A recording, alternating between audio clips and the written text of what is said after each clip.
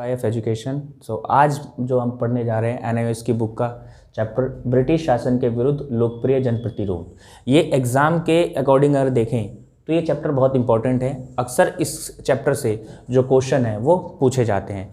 तो इस चैप्टर से जो क्वेश्चन है वो दो तरीके से पूछे जा सकते हैं, जैसे 1857 का आंदोलन के कारण क्या थे और परिणाम या प्रभाव क्या थे। तो दोनों में ही ये एक टॉपिक है और इस टॉपिक से दो तरीके से क्वेश्चन बना के एग्जाम वाले पूछते हैं। तो चलिए पढ़ते हैं कि 1857 का जो विद्रोह हुआ था, जो आंदोलन था, उसके कारण क्या थे। तो जैसे मैंने इसके की पॉइंट्स यहाँ पे लिख दिए हैं, आप इसी तरीके से आप अगर एग्जाम में भी लिखेंगे तो आपको पूरे नंबर आपको यहाँ पे दिए जाएंगे। तो सबसे पहला कारण देखते हैं कि कारण में क्या है, राजनीतिक कारण। तो राजनीतिक कारण में क्या था कि जितनी भी हमारी राजनीतिक सत्ता थी, झांसी की, अवध की और सतारा थी, इन सभी से ब्रिटिश सरकार ने क्या करा, इनकी सारी राजनीतिक पावर छीन ली थी, यानी कि उनके राज्यों पर अपना कब्जा कर लिया था। जिस वजह से वो सभी के सभी जो देसी रियासतें थीं, छोटे छोटे राजा लोग थे, वो ब्रिटिश से नाखुश हुए और उन्होंने क्या करा, 1857 का विद्रोह में भाग लिया। उसके बाद आता है दूसरा कारण था धार्मिक। अब इसके अंतर्गत क्या किया गया ब्रिटिश सरकार द्वारा कि इन्होंने ईसाई मिशनरियों को भारत में आने का मौका दिया। अब ईसाई मिशनरियाज क्या करती थी, ये भारत में रह रहे लोगों का धर्म परिवर्तन करवाती थी, यानी कि इससे जो धार्मिक लोग थे उनकी आस्था को, उनके भावनाओं को चोट पहुंची और जो धर्म को बचाने के लिए कुछ लोग संगठित हुए और इस आंदोलन का हिस्सा बने। तो ये भी क्या था, एक धार्मिक कारण था कि भाई हमें अपने धर्म को बचाना था, जिस वजह से हमने विद्रोह किया। तीसरा था सैनिक। अब इसमें सबसे इंपॉर्टेंट सैनिक ये भी कहा जाता है क्योंकि सैनिक जो थे वो जो भारत के ही नागरिक थे और ब्रिटिश गवर्नमेंट के लिए काम करते थे, या ईस्ट इंडिया कंपनी के लिए काम करते थे। अब इनके साथ क्या किया जाता था, ब्रिटिश सैनिक और भारतीय सैनिकों के साथ भेदभाव किया जाता था। मतलब जो भारतीय सैनिक होते थे उनको ब्रिटिश सैनिक के मुकाबले कम वेतन दिया जाता था और इनके साथ साथ काले और गोरे का भेदभाव भी किया जाता था, यानी कि इनकी जो प्रमोशन जो होती थी, जो इनको जो इंक्रीमेंट दिया जाना चाहता वो ब्रिटिश सैनिक के मुकाबले कम दिया जाता था। तो जिस वजह से इन सैनिकों के बीच में भेदभाव उत्पन्न हुआ, आक्रोश उत्पन्न हुआ, और यही विद्रोह का कारण भी बना। और इसके साथ साथ जो भारतीय सैनिक थे उनको क्या कहते हैं, गालियां दी जाती थी, कई तरह से उनको प्रताड़ना की जाती थी, उनके साथ धक्का मुक्की की जाती थी, मारा पीटा भी जाता था, जिस वजह से भारतीय सैनिक जो थे काफ़ी नाखुश हुए और उन्होंने अपना एक ग्रुप बना के, एक संघ बनाकर इस विद्रोह में हिस्सा लिया।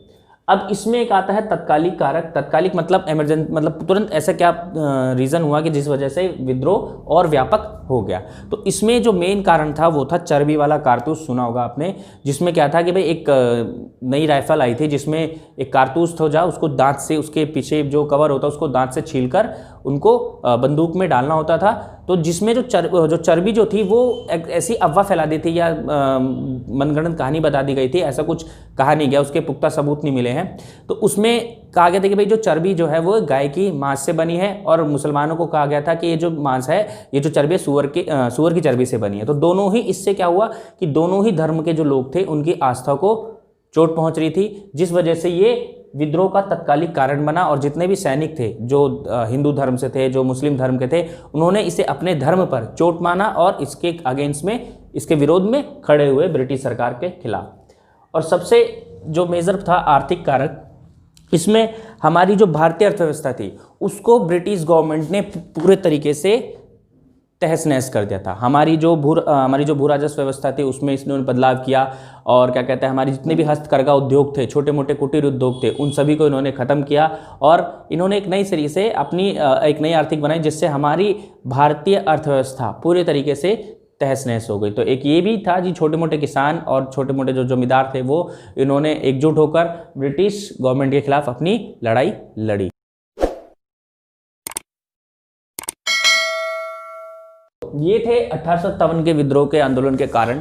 अब इन कारण की वजह से, यानी जब ये विद्रोह हुआ तो इसके परिणाम क्या हुए इसके बाद, यानी कि कोई भी जब घटना घटती है तो उसके दो रीज़न होते हैं। एक तो उसका कारण क्या है, दूसरा उसका प्रभाव क्या है। ठीक, तो हमने कारण समझ लिए हैं। अब हम देखते हैं कि हमारे 1857 के प्रभाव क्या थे।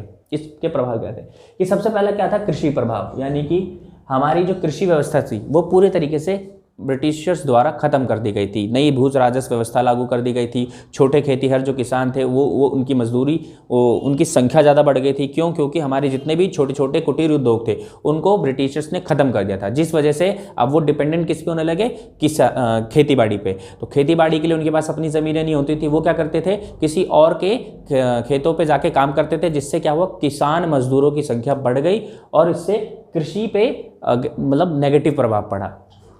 श्रमिक वर्ग पर प्रभाव, अब लोगों के पास काम नहीं था करने के लिए। ब्रिटिश ने पूरे जो हमारे कुटीर उद्योग थे उसको पूरी तरीके से तहस नहस कर दिया था, जिससे लोगों को काम नहीं मिल पा रहा था। श्रमिकों की संख्या ज़्यादा बढ़ गई थी।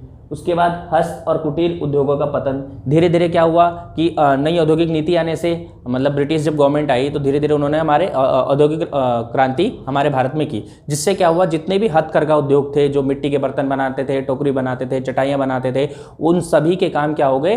खत्म हो गए। खत्म कैसे हो गए? उनके जो प्रोडक्ट जो बनाते थे, जो वस्तुएं बनाते थे, वो ब्रिटिश औद्योगिक उद्योगों के द्वारा बनाए गए उत्पादकों के मुकाबले वो टिक नहीं पाते थे, जिस वजह से क्या हुआ?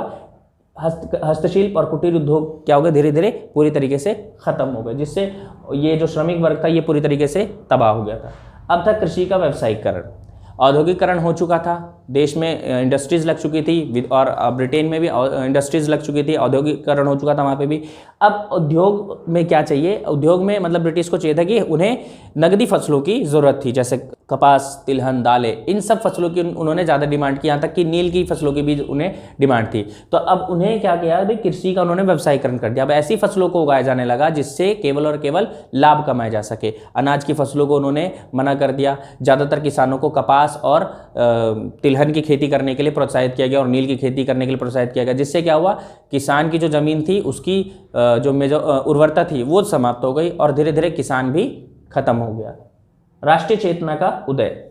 अब जब लोगों को लगा कि भाई ब्रिटिश गवर्नमेंट हम पे कुछ ज़्यादा ही दबाव डाल रही है, हमारी नीतियों को बदल रही है और मतलब ज़बरदस्ती हमसे काम करवा रही है, तो जितने भी किसान संगठन थे, जितने भी लोग थे, वो एकजुट हुए। उनके अंदर राष्ट्रीय चेतना का भाव हुआ कि भाई हमें इसके खिलाफ लड़ना है।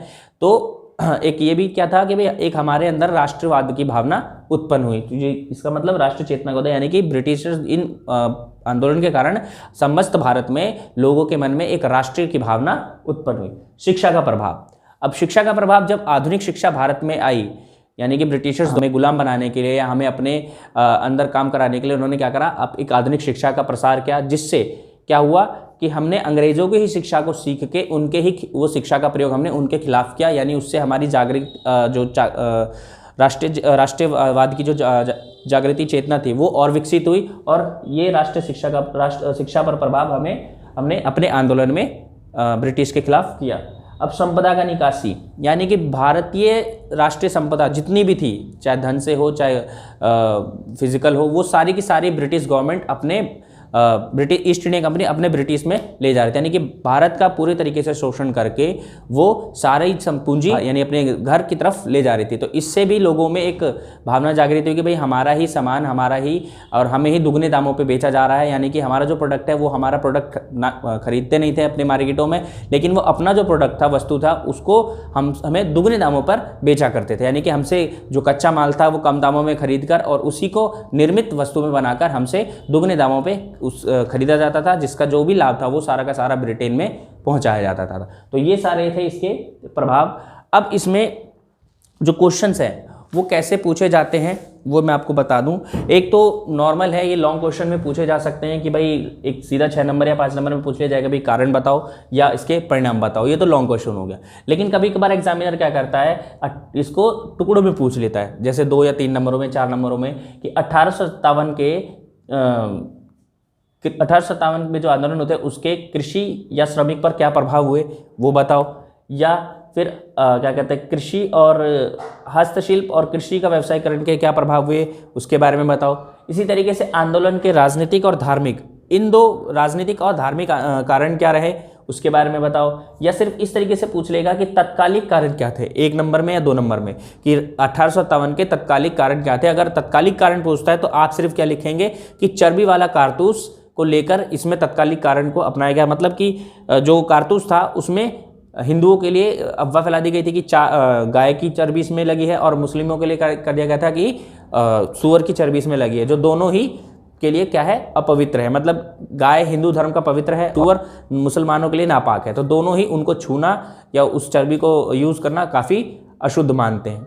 ठीक, तो इस तरीके से यानी इनको सेपरेट करके भी, अलग अलग करके भी पूछा जा सकता है, एक एक दो दो नंबर में इन दोनों को साथ करके पूछा जा सकता है कि राजनीतिक धार्मिक कारण क्या थे या सैनिक और तत्कालिक कारक क्या थे। ये दोनों एक ही हैं, मतलब एक समझ सकते हैं, क्योंकि तत्कालिक कारक इसी से ही रिलेटेड है, कारतूस वाला। कारतूस कौन यूज़ करता है, सैनिक यूज़ करते हैं। ठीक है, तो इस तरीके से क्वेश्चन वो अलग अलग करके भी पूछ सकते हैं। तो ये था ब्रिटिश शासन के विरुद्ध लोकप्रिय जन प्रतिरोध, जो इसके क्वेश्चंस थे हर तरीके से मैंने बता दिए कैसे कैसे आपसे पूछा जा सकता है। तो आप इसको प्रिपेयर कर लें, जो एग्ज़ाम में आना कंपलसरी है। Thank you.